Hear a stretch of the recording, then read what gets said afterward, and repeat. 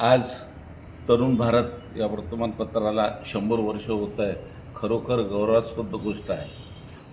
50 वर्षापासून जर सर्वात पहिले मी कोणते पेपर पाहिला असेल तर तो तरुण भारत. कारण की राष्ट्रसेवक संघाच्या घराणं हा आमचं घर RSSचं घराणं. त्यामुळे पहिला पेपर येणारा तो तरुण भारत पेपर येणार होता. आणि तेव्हापासून आम्ही तरुण भारत वाचत आलेलो आहे. आज पावेतो तो वाचत येत आहोत. खरोखर समाजामध्ये संस्कृती आणि धर्माचं जर कोणी संरक्षण करत असेल वृत्तपत्र तर ते सर्वात मोठं अग्रेसर असलेलं तरुण भारत आहे.